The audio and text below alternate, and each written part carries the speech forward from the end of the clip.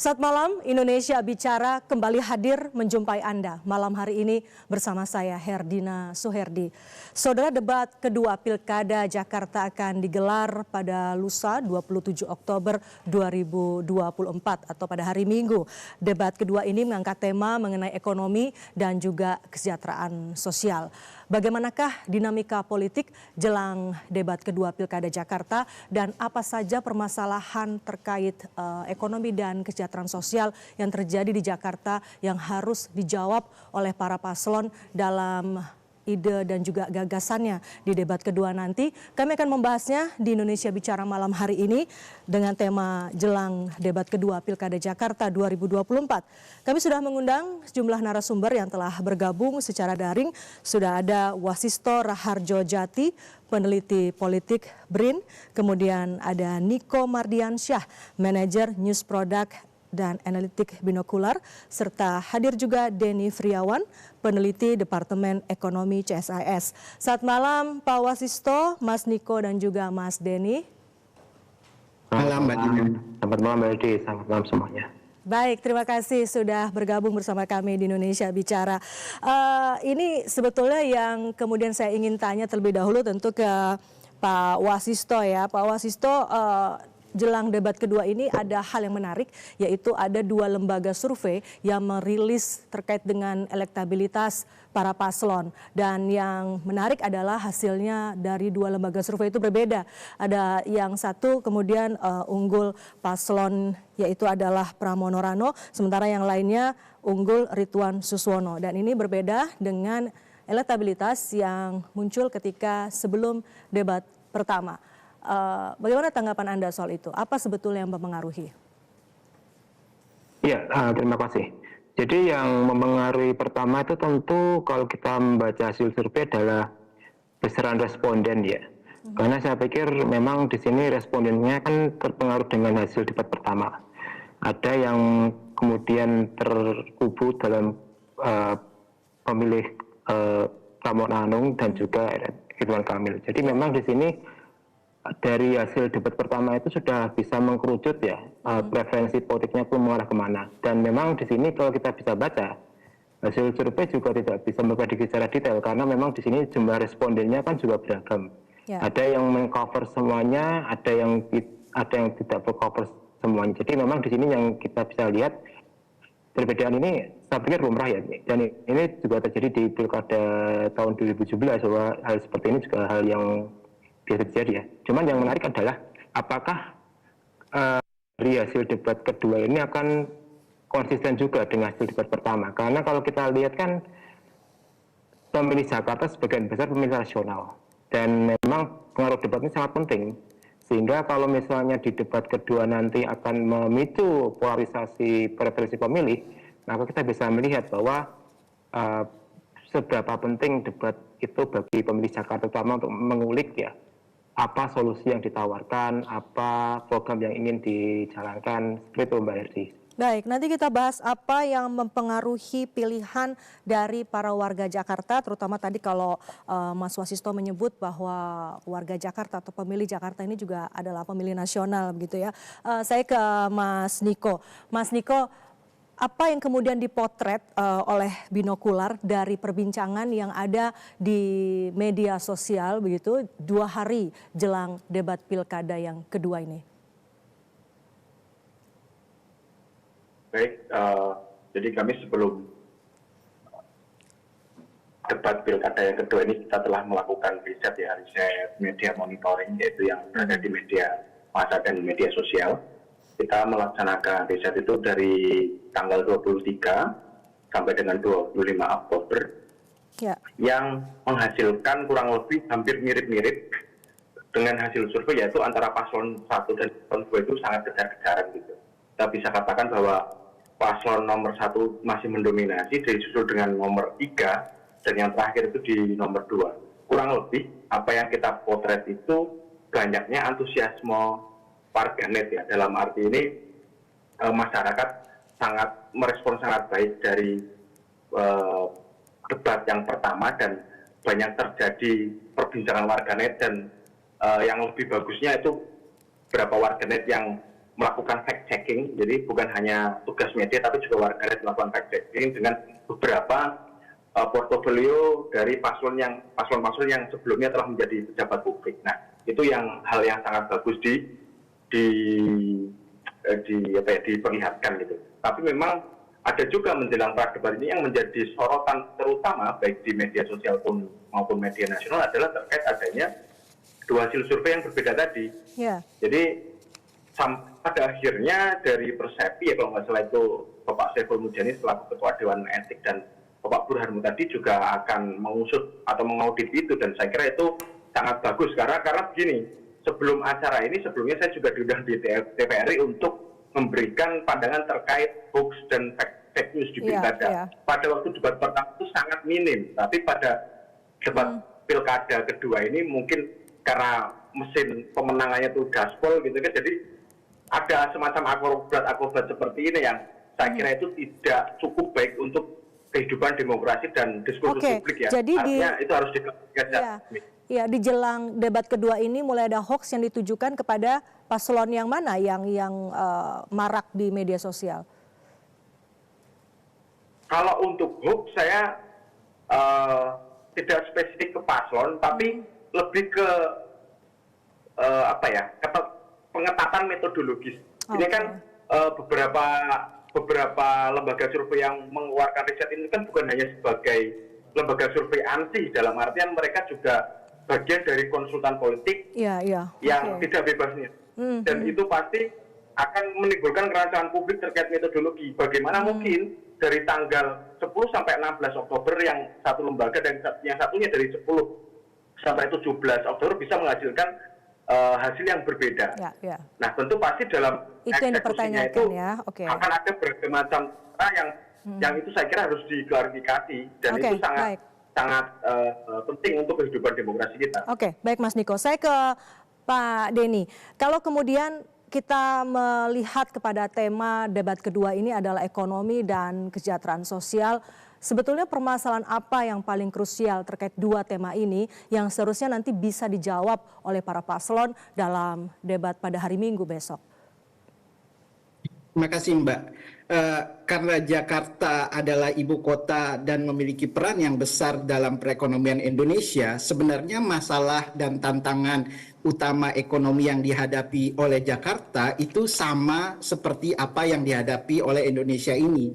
Selain masalah klasik terkait dengan banjir dan kemacetan, tantangan utama ekonomi yang dihadapi oleh DKI Jakarta saat ini adalah masalah terkait stagnasi pertumbuhan ekonomi Jakarta yang hanya kisaran 5%, kurangnya lapangan pekerja sebagaimana terlihat pada meningkatnya pekerja informal dari 27% pada 2014, sekarang itu sampai 36% pada 2023. Masalah lainnya juga terkait dengan ketimpangan ekonomi yang tinggi, sebagaimana misalnya koefisien Gini Jakarta itu 0,44, sementara di Indonesia itu hanya 0,388. Masalah lainnya yang sering kita juga dengar akhir-akhir ini, penurunan kelas menengah dan daya beli yang melemah, dan yang paling penting juga masih besarnya jumlah penduduk miskin di DKI yang hari ini itu masih ada sekitar 477 ribu jiwa, terutama di daerah seperti Kepulauan Seribu ataupun Jakarta Utara. Itu hal-hal yang menurut saya dari sisi ekonomi yang perlu jadi perhatian khusus terkait debat nanti. Jadi soal pengangguran, pertumbuhan ekonomi ataupun pemerataan ekonomi, dan juga tentu penyediaan lapangan kerja itu yang seharusnya menjadi fokus utama yang harus dijawab oleh para paslon nanti, begitu ya Pak Denny ya? Betul. Ya, saya kembali ke Mas Wasisto. Ini kalau kita melihat tadi di debat yang pertama, banyak yang menyebut bahwa debat itu seperti datar dan kurang greget begitu ya. Bagaimana prediksi Anda di debat kedua nanti? Apalagi tadi disebutkan juga oleh Mas Niko, misalnya sudah mulai ada banyak hal yang muncul di media sosial. Apakah nanti di debat kedua juga masih akan sama atau mungkin akan lebih terjadi aksi saling adu argumen begitu terkait dengan tema yang akan dibahas di debat berikutnya?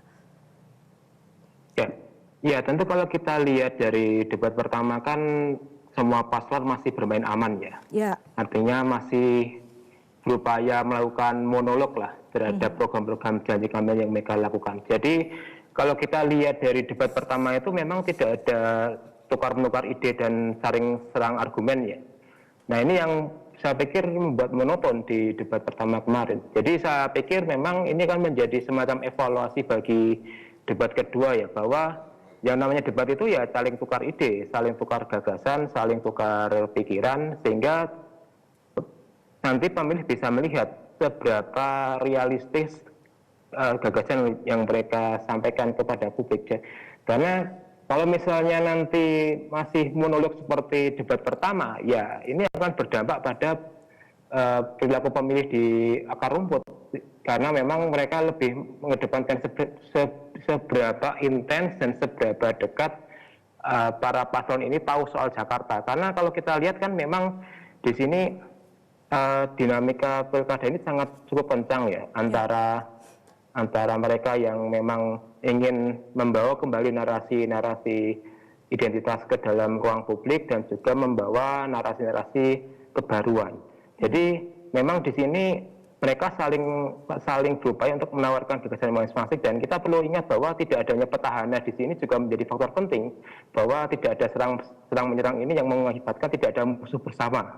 Jadi saya pikir memang ada baiknya pula di debat nanti semua paslon itu tidak bermain aman ya, supaya pemilih itu bisa langsung tahu plus minusnya dari masing-masing paslon ini, Mbak Herdi ya. Ya, kabarnya KPU akan menghadirkan salah satu kejutan misalnya dengan melibatkan perwakilan masyarakat atau komunitas untuk ikut serta dalam merumuskan pertanyaan. Apakah itu juga bisa menjadi salah satu cara untuk kemudian menghadirkan debat yang lebih menarik begitu bagi para warga Jakarta? Ya, memang kalau kita kaitkan dengan tema debat nanti kan soal ekonomi dan kesejahteraan sosial. Jadi memang ada baiknya perwakilan warga yang diundang itu mencerminkan strata sosial di Jakarta ya. Ada yang kelas menengah atas, ada yang kelas menengah, ada yang kelas menengah bawah. Jadi kelihatan concern ekonominya itu di sebelah mana.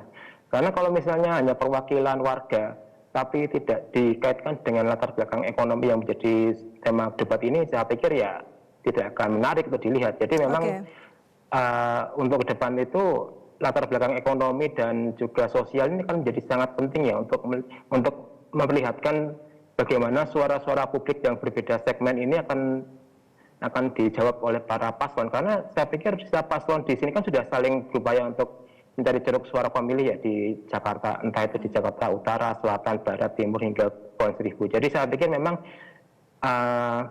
jumlah perwakilan yang merata di setiap kabupaten kota di Jakarta itu akan lebih menarik untuk menjelaskan permasalahan setiap teritori ya, karena masalah Jakarta itu juga masalah yang tidak bisa digeneralisir dalam satu kota sebenarnya. Baik.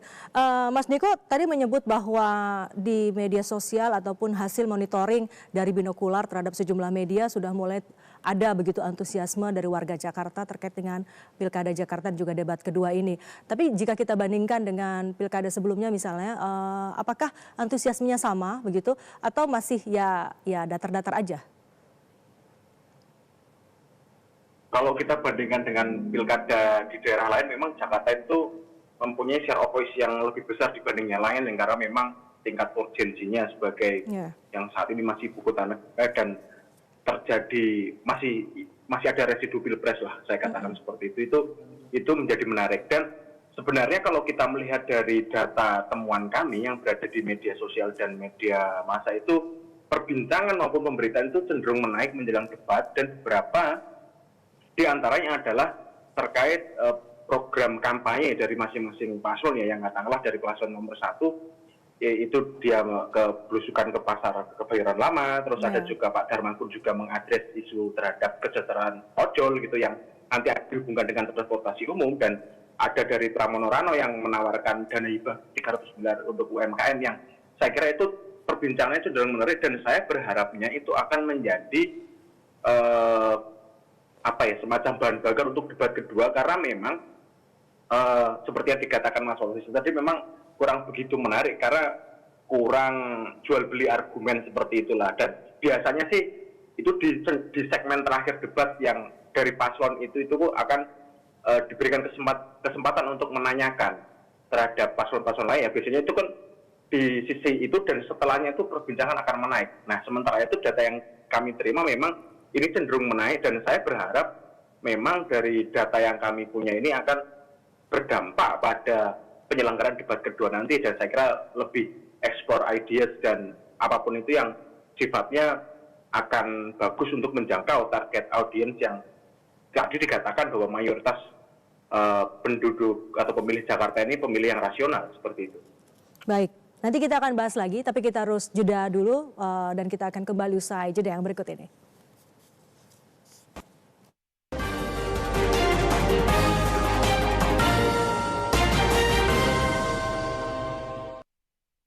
Presiden Prabowo Subianto membentuk Kabinet Merah Putih untuk membantunya menjalankan pemerintahan selama 5 tahun ke depan, 2024 sampai 2029. Ada 7 menteri koordinator, 41 menteri teknis,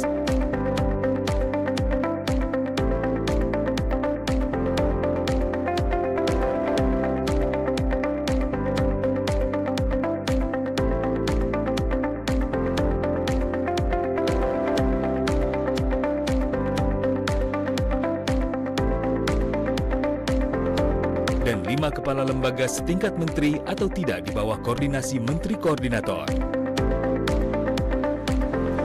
Selamat telah terpilihnya menteri-menteri dan pejabat setingkat menteri Kabinet Merah Putih. Periode 2024-2029.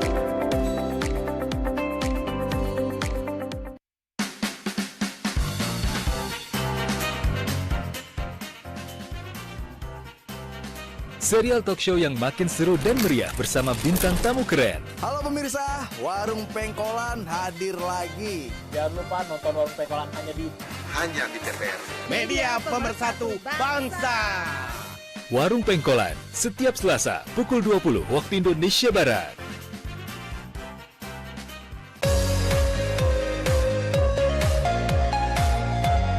Di Bali sudah berkembang seni kerajinan perak itu sejak zaman kerajaan dulu. Kita juga banyak belajar dari turis-turis asing yang datang ke Bali dan membawa teknologi seni kerajinan perak. Kita memadukan antara teknik tradisional itu dengan teknologi modern dari luar negeri. Uniknya seni kerajinan perak di Celuk khususnya ini, pasar terbesar kami justru dari luar negeri. Utamanya itu ada dari Amerika, Australia, dan Eropa. Nah, sementara untuk di lokal sendiri baru berkembang akhir-akhir ini. Produk Indonesia sudah banyak diterima di luar negeri. Jadi kita harus bangga menggunakan produk kita sendiri.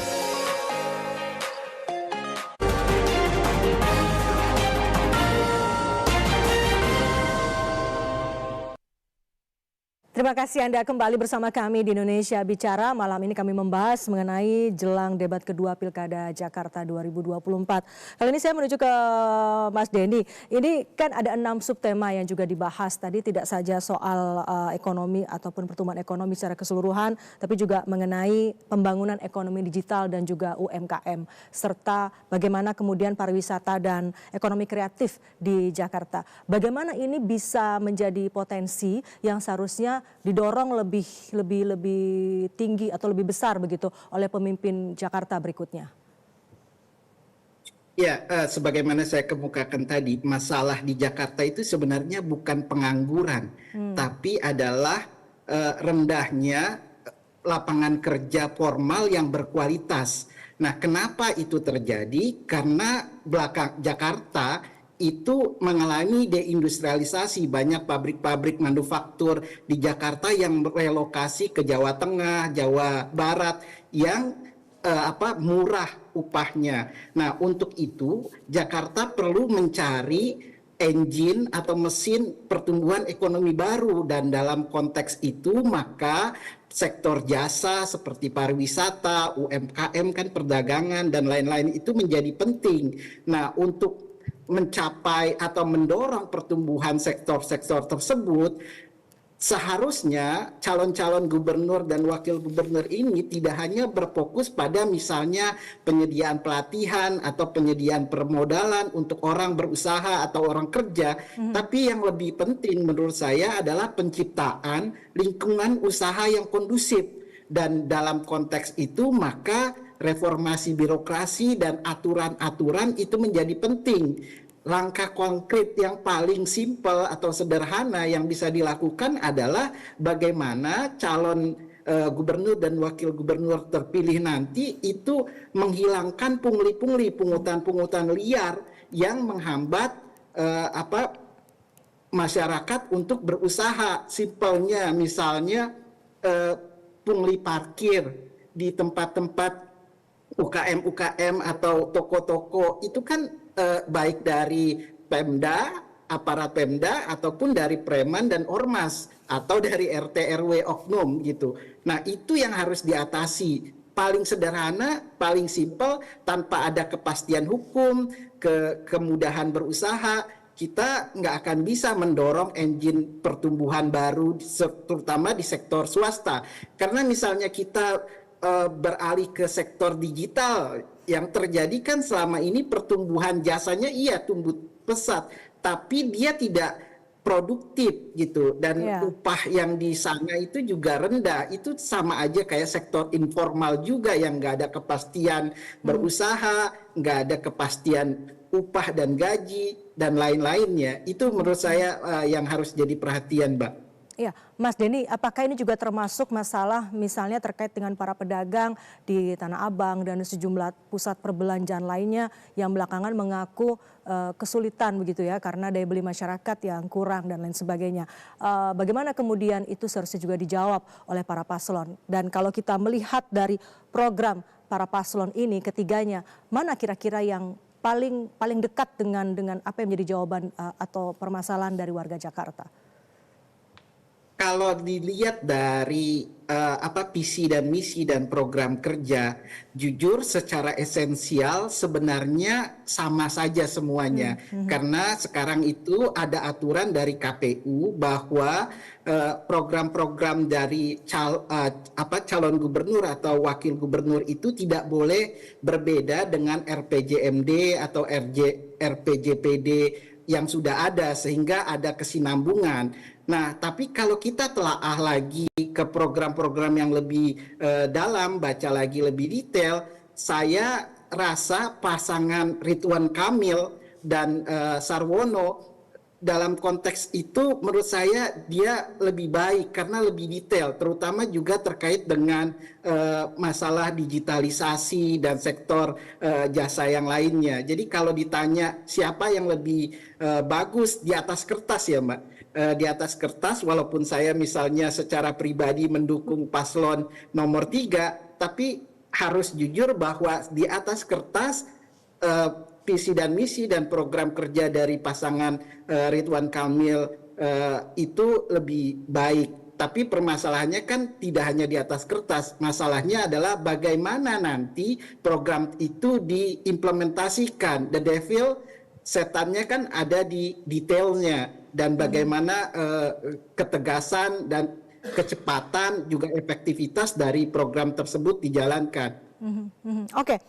Mas Wasisto, kalau tadi Anda juga menyebut bahwa pemilih Jakarta ini kan pemilih yang kritis, rasional, apalagi juga banyak generasi milenial gitu ya, generasi muda yang tentu punya pemikiran yang sedikit berbeda dari generasi sebelumnya. Nah, apa kemudian yang akan mempengaruhi gitu keputusan dari para pemilih, terutama kalau kita bicara di debat kedua ini kan topiknya juga berbeda dengan debat yang pertama. Ya, tentu kan yang menjadi concern anak muda sekarang itu adalah masalah pekerjaan, masalah lapangan kerja, dan juga masalah perumahan. Jadi ketiga masalah ini selalu menjadi masalah klasik bagi anak muda di Jakarta. Nah, ini yang saya pikir akan berpengaruh ya, terutama pada profesional muda dan juga para gig worker ini ya. Mereka yang itu kerja lepas harian berbasis aplikasi itu. Jadi kalau kita melihat secara global struktur seperti ini, memang kita harus akui perekonomian Jakarta itu masih bertumbuh pada sektor informal berbasis konsumsi. Sehingga kalau kita kaitkan dengan program-program dari para paslon ini, saya pikir memang pendekatan yang lebih solutif, yang lebih realistis, terutama bagi pekerja sektor informal ini kan lebih diapresiasi ya. Karena memang kalau kita lihat data dari berbagai macam sumber, gap itu masih cukup tinggi antara menengah bawah dan menengah atas. Jadi memang disinilah keberpihakan pada kalangan milenial atau generasi Z yang itu berada di menengah bawah ini akan menunjukkan kunci ya bagaimana mereka bisa atau para paslon ini bisa menangkap suara dari segmen ini, Mbak Herdi. Mas Niko, sebetulnya kalau bagi para pemilih muda begitu atau generasi milenial, mana yang akan lebih menjadi rujukan mereka? Apakah yang disaksikan pada saat debat atau yang terpotret atau tercapture kemudian viral di media sosial? Saya kira kalau kecenderungan dari pemilih muda itu dia sangat aktif di media sosial, saya kira bagaimana kemudian hal-hal yang menarik dalam debat ataupun materi kampanye itu bisa dikampanyekan secara baik gitu ya di media sosial dengan pesan-pesan tertentu dengan target audiens tertentu. Saya kira itu yang akan menjadi preferensi pemilih muda, karena kita berkaca dari katakanlah pemilu 2024 dan beberapa pilkada di tempat lain, memang kan media sosial itu sebagai yang memediasi pesan antara misalkan kandidat dengan publik itu kan sangat influential sekali gitu, sangat penting. Dan saya kira dengan program-program yang sangat spesifik tadi seperti yang dikatakan, dan apabila itu bisa diterjemahkan menjadi kampanye yang baik di media sosial, itu akan menjadi manfaat tersendiri bagi paslon ya, karena memang kita tahu bahwa di Jakarta ini kan juga akses internet juga cukup mudah, sebagian besar pengguna media sosial juga di sini, dan itu harus dimanfaatkan secara baik. Tentu pasti ada dari masing-masing paslon ini tentu memiliki treatment sendiri dan mempunyai strategi tersendiri bagaimana untuk mengattract audiens yang sangat muda ini. Dan kita bisa lihat pada debat yang pertama itu tadi, bagaimana pasca debat yang pertama itu mereka sangat aktif melakukan memotong-motong video gitu yang disebarkan di TikTok dan di Twitter, seperti apa yang tampil ya di layar, bahwa memang engagement paling tinggi itu dari paslon 3, dan kita lihat dari paslon 1 dan 2 itu memang saling kejar-kejaran gitu.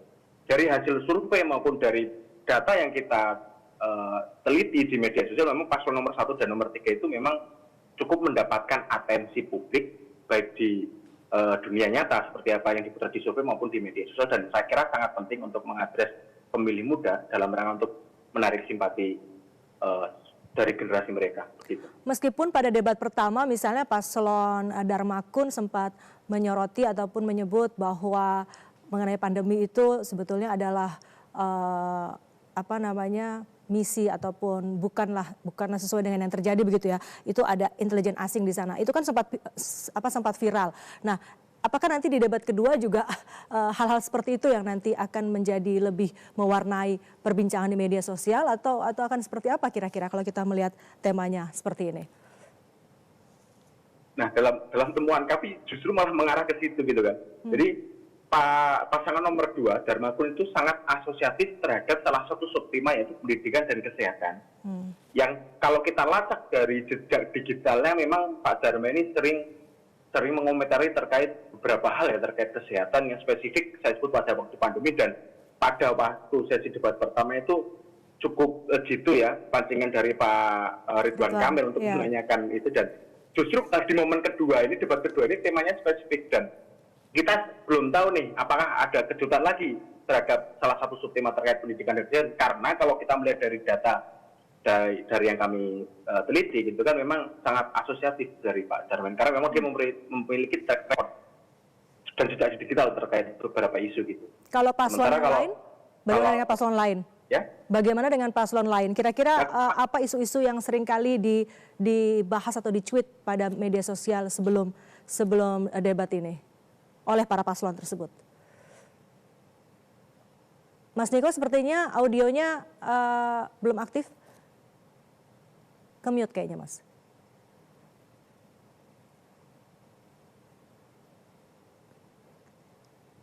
Masih belum terdengar di studio. Aman? Ya, aman sekarang aman sudah. Ya? Sekarang sudah. Oke, silakan. Oh ya. Jadi kalau untuk kita berikan semacam petakan di depositioning, memang kalau dari paslon nomor 1 itu dia lebih diarahkan pada pembangunan ekonomi digital dan UMKM beserta dengan infrastruktur ya. Nanti kita sudah memetakan hal itu karena memang beberapa programnya itu menyasar di isu-isu itu, seperti misalkan Kartu Jakarta Maju dan ada event meet up startup Gen Z ya di Menara Peninsula gitu kan. Nah sementara kalau untuk paslon nomor 2 memang tadi seperti saya sudah sebutkan itu lebih asosiatif terhadap isu kesehatan dan pendidikan gitu. Nah untuk paslon nomor 3 itu lebih asosiatif terhadap isu penanganan ketimpangan sosial. Seperti juga program yang dicanangkan oleh paslon nomor 3 yaitu terkait komitmen sertifikasi bagi buruh pelabuhan Jakarta dan beberapa bantuan terhadap UMKM. Jadi kita sudah petakan bahwa dari paslon-paslon itu asosiatif tuh dalam artian tuh orang tuh ngomong terkait paslon itu dari subtema itu lebih condong kemana. Itu dari peta yang kami terima seperti itu gambarannya. Oke, Mas Denny, kalau kita kemudian melihat kondisi ekonomi global saat ini ya begitu ya, yang mungkin masih mengalami stagnasi, bagaimana pengaruhnya terhadap kebijakan di sektor ekonomi yang seharusnya diambil oleh para paslon dengan berbagai visi misi yang mungkin di atas kertas sepertinya sangat optimis begitu ya, tapi dengan tantangan ke depan ini kan juga tidak mudah tentu saja. Apakah ini juga nanti akan mempengaruhi?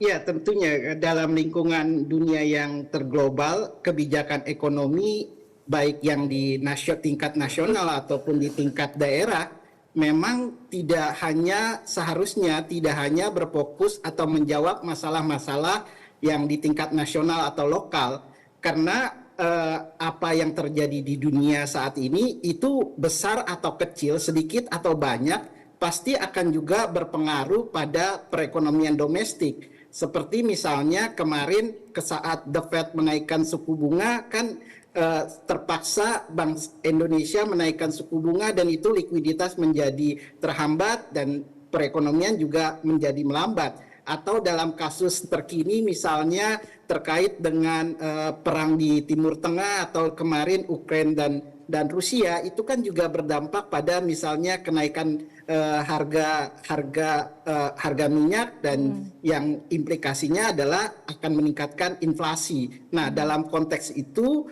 kebijakan gubernur atau wakil gubernur terpilih nanti sebaiknya tidak hanya berfokus inward looking, masalah-masalah yang ada di dalam daerahnya sendiri, tapi juga harus outward looking karena dia penting. Nah, kalau kita lihat yang di atas kertas visi dan misi, menurut saya secara sedikit banyak semua calon gubernur dan wakil gubernur ini sudah aware terhadap itu, karena misalnya di visi atau di visinya itu semua ada kata global, dan dalam konteks itu maka turunan-turunan programnya juga sudah memasukkan hal itu. Tinggal kita tunggu nanti gimana implementasinya. Menurut saya poin ini adalah diimplementasi, bagaimana masing-masing calon ini bisa mengimplementasikan program-program visi dan misi yang sudah dibuatnya. Itu sih, Mbak. Oke, supaya nantinya kebijakan itu bisa diimplementasikan dengan baik oleh siapapun nanti yang terpilih, kira-kira keterlibatan siapa yang harus dilibatkan? Kalau tadi kan ada keterlibatan masyarakat atau perwakilan masyarakat dalam rumusan persoalan. Pihak-pihak mana saja yang seharusnya dilibatkan? Mungkin nanti Mas Denny bisa jawab, tapi kita harus jeda terlebih dahulu. Dan saudara, kami akan kembali selepas jeda yang berikut ini. Tetaplah bersama kami di Indonesia Bicara.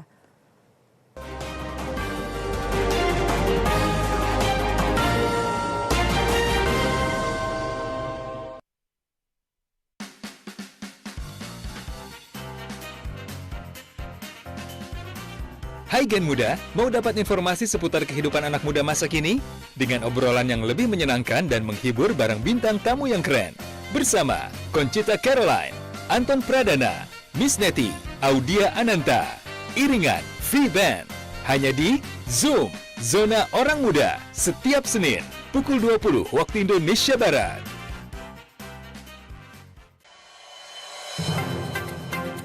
Talenta muda Indonesia mulai unjuk gigi di ajang internasional. Desainer muda itu banyak banget yang kreatif, inovatif. Lisa Ju berhasil memamerkan karyanya di panggung Pekan Mode Bergengsi. Karena Indonesia mempunyai keragaman budaya yang sangat luas. Bagaimana ceritanya? Bersama Ranggi di Sobat Milenial, Sabtu 26 Oktober 2024, pukul 19 waktu Indonesia Barat. Kalimantan Selatan, tanah yang kaya akan keindahan dan keanekaragaman hayati, termasuk primata endemik yang hampir punah.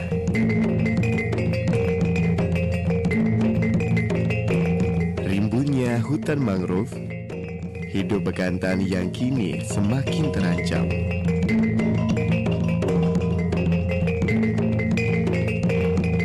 Primata dengan hidung panjang dan rambut berwarna coklat kemerahan adalah bagian dari warisan alam kita. Bekantan adalah primata endemik Kalimantan yang status konservasinya saat ini terancam punah. Keberadaannya di alam sebagai penanda spesies kunci yang menjaga keseimbangan sebuah ekosistem karena perannya sebagai agen biodiversitas dan agen regenerator hutan. Melestarikan bekantan melalui pemulihan habitatnya, stop perburuan liar. Mari membangun mata rantai kepedulian bersama dengan memuliakan alam. Selamatkan bekantan, selamatkan peradaban manusia. Melalui restorasi hutan mangrove, turut membantu meningkatkan populasi bekantan yang hampir punah. Kita semua memiliki peran dalam melindungi mereka. Jangan biarkan bekantan hanya menjadi kenangan.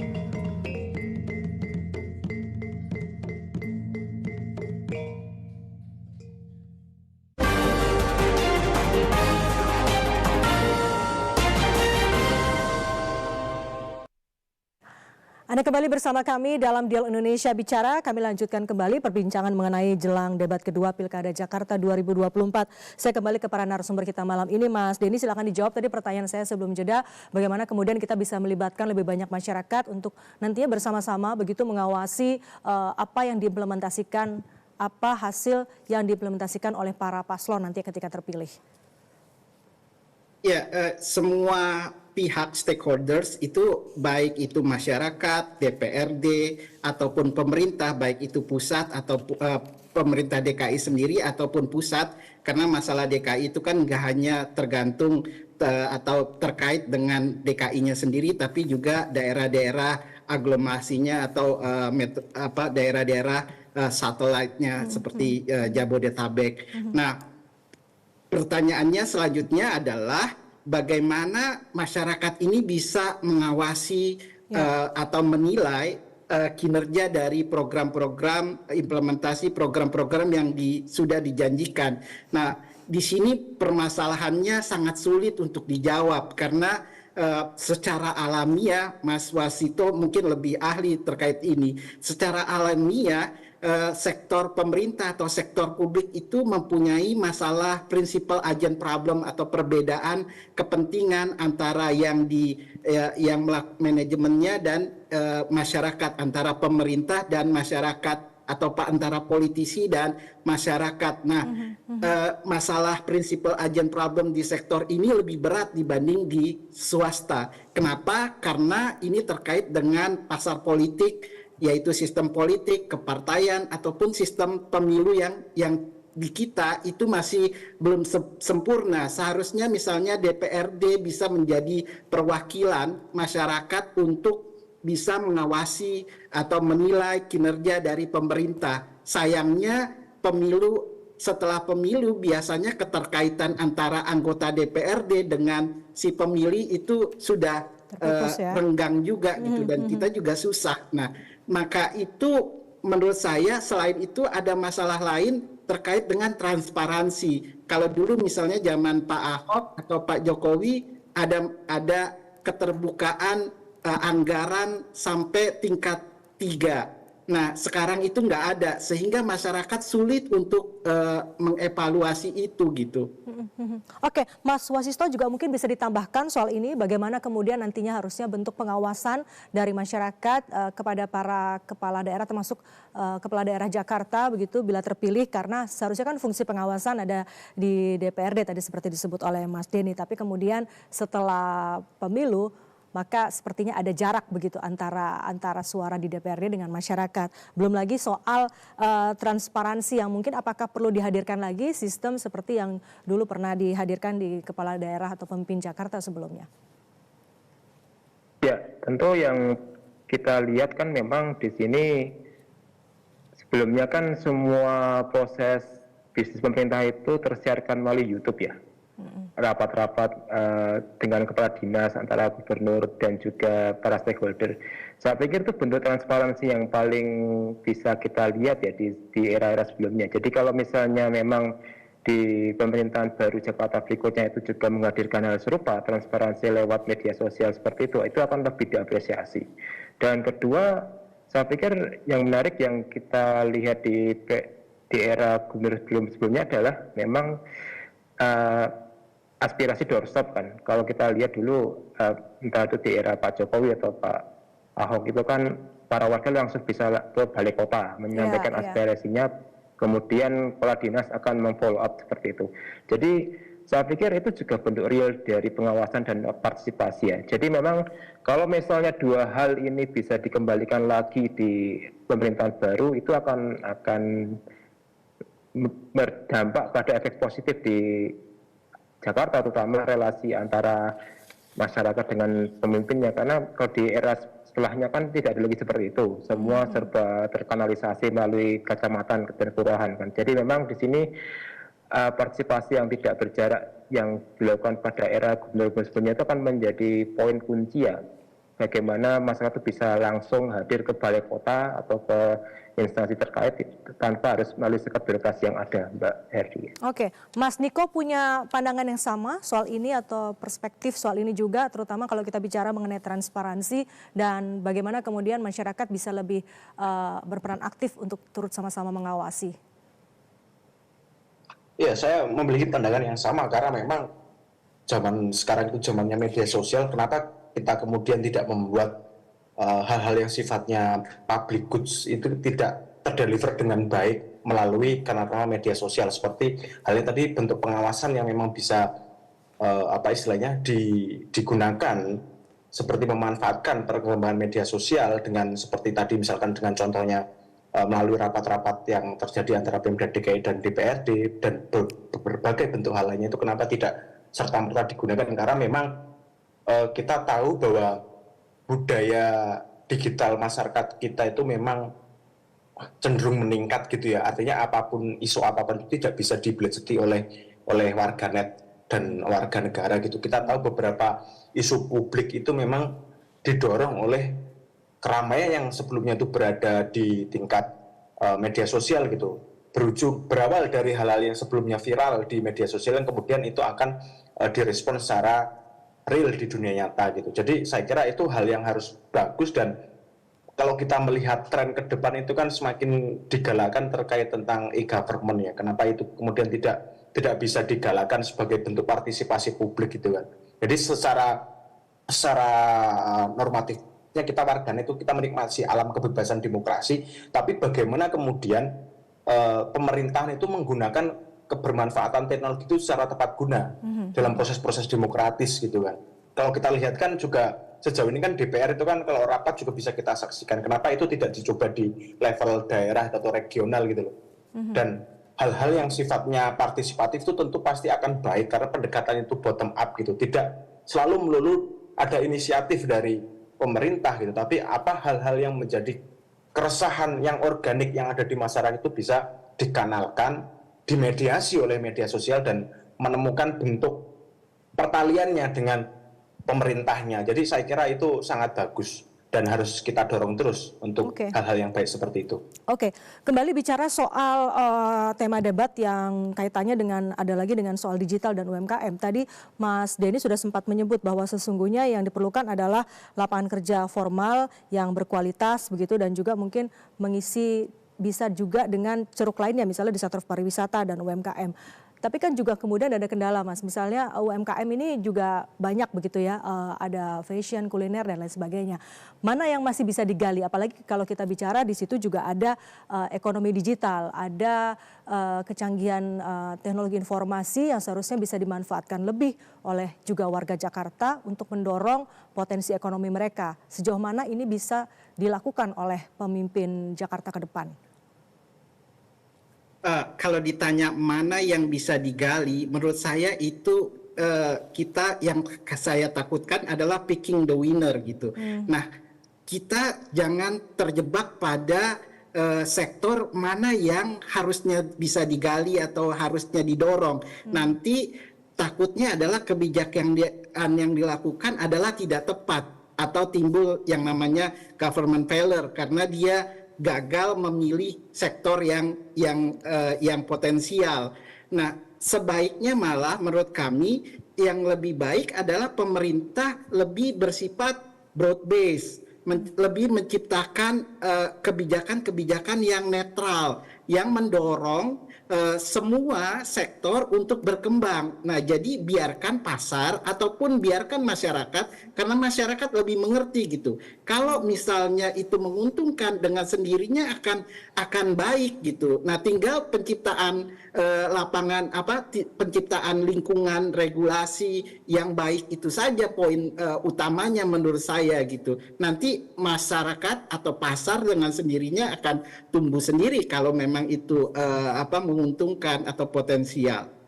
Ya, oke. Kalau menurut Mas Wasisto dari 6 subtema itu ya, seharusnya mana yang atau mungkin mana yang paling bisa dimanfaatkan secara lebih oleh para paslon untuk nantinya bisa mendongkrak suara mereka maupun juga elektabilitas setelah debat ini? Saya pikir yang paling kentara itu kesejahteraan sosial ya Mbak Herdi.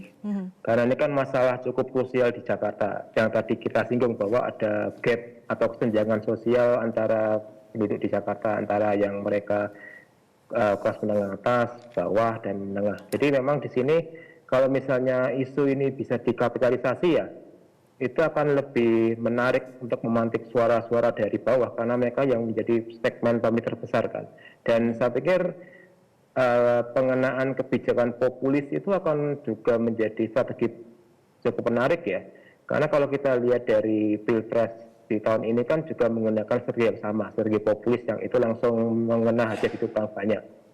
Jadi kalau misalnya paslon itu bisa mengcopy paste strategi yang sama lewat pendekatan yang berbasis needs seperti itu, saya pikir akan menjadi senjata penting ya untuk menarik simpati massa. Karena kalau kita lihat sektor informal Jakarta ini kan sektor yang paling rentan juga antara kebutuhan ekonomi yang makin tinggi, biaya hidup yang makin tinggi, tapi pendapatan masih stagnan. Jadi kalau misalnya para paslon itu memasukkan strategi populis, misalnya subsidi silang atau bansos atau ya pengenaan misalnya stimulus ekonomi bagi mereka yang bekerja informal, itu akan menjadi senjata cukup menarik untuk menarik simpati massa ya, terutama pemilih akar rumput yang itu notabene masih berkutat di sektor menengah bawah. Iya, selain soal visi misi dan juga bagaimana para kandidat ini menjawab permasalahan Jakarta, kira-kira dalam debat nanti masih perlu gimmick nggak,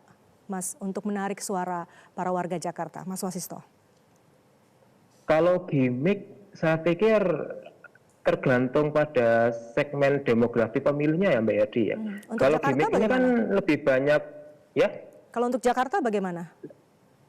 Kalau Jakarta secara umum ya antara bisa berlaku atau tidak ya, karena di sini kan kita dihadapkan pada pemilih yang itu selalu berganti tren setternya ya. Kalau dulu atau mungkin di pemilu yang Februari lalu gimmick itu ada ya. Iya. Dan itu menggunakan AI kan.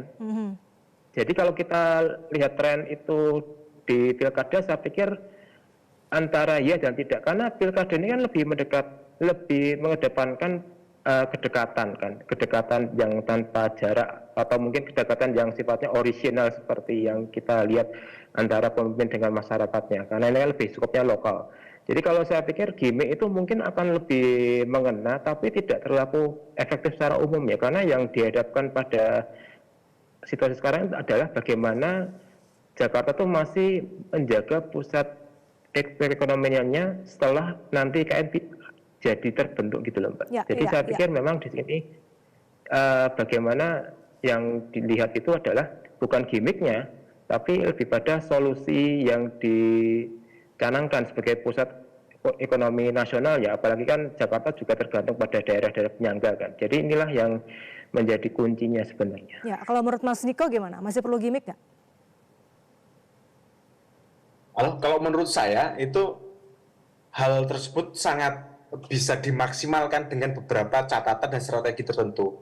Yang ingin saya katakan memang kalau kita berkaca dari pemilu kemarin, memang masyarakat tidak suka serangan terbuka terhadap salah satu paslon gitu. Itu yang harus diketahui. Kenapa kemudian tren-tren debat pilkada itu cenderung monoton, karena kita berkaca dari pemilu yang lain itu kurang suka masyarakat itu melihat salah satu paslon itu semacam diserang secara seperti itulah.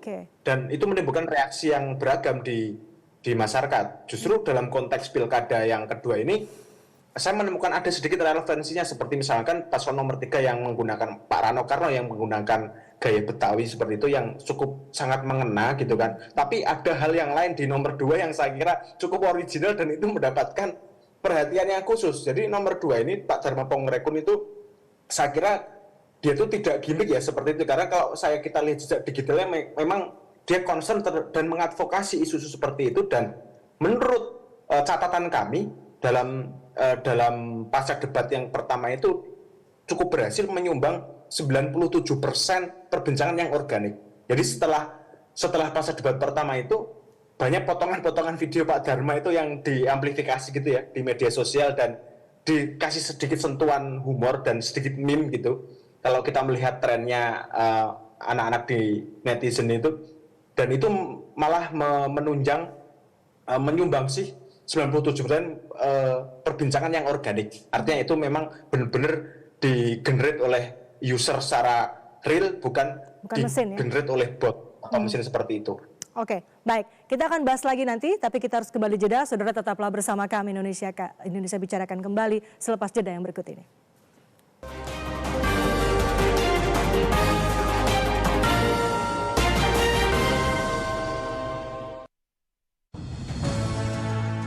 Jadi kita akan menghadirkan kembali serial yang dulu pernah jaya di TVRI, Jendela Rumah Kita. Ini merupakan bentuk komitmen kita terhadap publik untuk menghadirkan karya-karya yang berkualitas. Mudah-mudahan Jendela Rumah Kita versi kekinian ini akan dicintai oleh masyarakat, mendapat respon positif dari publik, dan sekaligus jadi legasi dari TVRI. Saksikan Jendela Rumah Kita hanya di TVRI.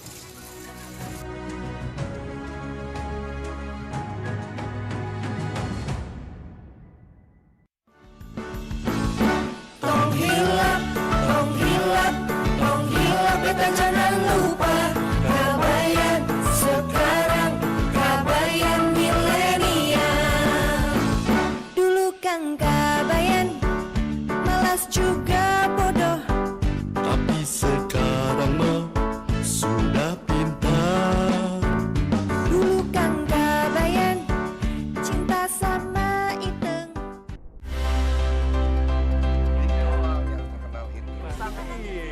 Mengenal lebih dekat dengan sosok artis ibu kota, serta mengikuti aktivitas dan kegiatan sehari-hari mereka.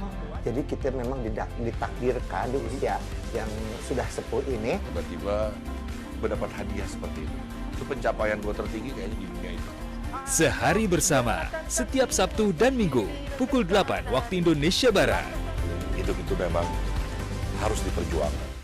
Halo guys, jalan rusak sering kita lalui. Cakep. Bukan pantun, ini jalan bertahun-tahun belum diperbaiki. Ya. Satu lagi nih guys, janjinya selangit, bendoin sekolah sulit. Jangan malu-maluin Gen Z dong. Jangan cuma ngeluh di media sosial. Mending ikut nentuin pilihan aja di TPS. Gimana caranya? Milih siapa? Pilih yang visi dan misinya sesuai, kenali sosok dan karakternya. Jangan lupa lihat juga rekam jejaknya. Kelas. Jangan cuma ngeluh di medsos doang ya guys. Jadi ikut menentukan masa depan. Anak muda, melek pilkada.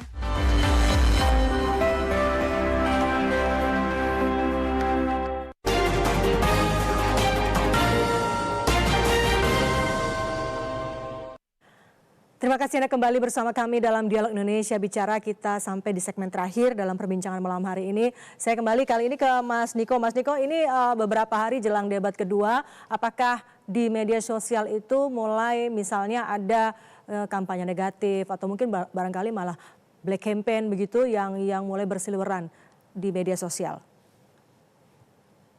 Ada dan eskalasinya itu cenderung meningkat karena ada beberapa unggahan konten yang itu tuh menyerang dari paslon baik 1, 2 ataupun 3 gitu kan. Saya sebut bahwa misalkan saja di paslon 1 itu diidentikan dengan katakanlah perpanjangan dari rezim saat ini gitu kan, dan ada beberapa kekhawatiran nanti bahwa paslon nomor 1 ini jika terpilih tidak akan melanjutkan menjadi gubernur Jakarta dan akan digantikan sosok lain, yang itu sebenarnya kalau kita lihat ternyata semakin meningkat karena memang waktu untuk menuju pencoblosan semakin dekat, itu sangat linear dengan hal-hal yang misalkan tadi disampaikan di awal, ada 2 lembaga survei yang dalam periode hampir yang waktu sama itu bisa menghasilkan survei yang berbeda. Nah, kalau kita melihat dari trennya dari pemberitaan maupun di media sosial, menurut saya itu trennya akan cenderung meningkat, dan saya kira kita sebagai publik harus selalu cek fakta dan kembali lagi hal yang menurut saya itu tidak hal baru, tapi itu tragedi ya jika salah satu lembaga survei ini tidak berusaha untuk mengklarifikasi demi pertukaran ide yang sehat dalam sebuah sistem demokrasi, dan itu trennya memang naik Mbak, dan saya kira itu kita sebagai warga negara kita harus selalu cek fakta dan selalu kritis terhadap informasi yang diberikan kepada kita. Jadi gitu. publik juga harus kritis memilah begitu ya, dan juga mungkin para paslon juga harus menjawab dengan nanti pada saat debat kedua itu ya. Terakhir sebagai closing statement, saya minta dari para masing-masing narasumber apa yang betul-betul harus bisa digambarkan atau disampaikan nanti oleh ketiga kandidat pada debat kedua itu untuk menjawab keresahan masyarakat Jakarta khususnya terkait dengan tema-tema yaitu soal ekonomi maupun juga kesejahteraan sosial. Silakan Mas Denny. Ya, kalau apa yang harusnya disampaikan ya berangkat pada masalah apa yang dihadapi oleh masyarakat Jakarta hari ini, misalnya tadi lapangan kerja, ketimpangan. Nah, bagaimana caranya masing-masing paslon ini mendeliver atau menerangkan kepada masyarakat hal-hal apa saja yang dapat mereka lakukan atau akan mereka lakukan jika terpilih nanti untuk mengadres atau mengatasi masalah-masalah tersebut gitu. Dan disampaikan jangan sampai misalnya pelaksanaan program atau kebijakannya itu tidak inklusif gitu. Jadi perencanaan pembangunan dan pelaksanaan program-program pembangunan ke depan itu harus inklusif, harus tidak meninggalkan masyarakat-masyarakat yang terbelakang, termarginalkan, masyarakat miskin, masyarakat difabel. Menurut saya itu harus bisa meyakinkan tentang itu. Oke, Mas Wasisto silahkan. Ya, saya sependapat dengan Mas Niko tadi bahwa memang di sini kan yang paling utama pendekatan masalah dan solusinya seperti apa. Dan yang lain yang perlu kita lihat adalah jangan sampai pula para paslon ini menggunakan identitas ya. Karena kalau kita lihat di Pilkada tahun 2017 itu kan sangat politik identitas ya. Sangat terbelah kan ruang publiknya. Bahkan ada yang sampai interaksi sosialnya pecah karena hanya masalah beda pilihan. Jadi kalau saya pikir selain tadi menggunakan pendekatan masalah berbasis solusi dan menghindarkan dari penggunaan politik identitas, karena itu yang paling utama kalau kita lihat dari pembelajaran tahun 2017 Mbak Herdi. Baik, hindari politik identitas dan polarisasi begitu ya Mas Wasisto. Mas Niko terakhir silakan, apa yang harusnya bisa dijaga bersama begitu baik oleh para paslon maupun juga oleh masyarakat Jakarta sebagai pemilih jelang debat kedua nanti?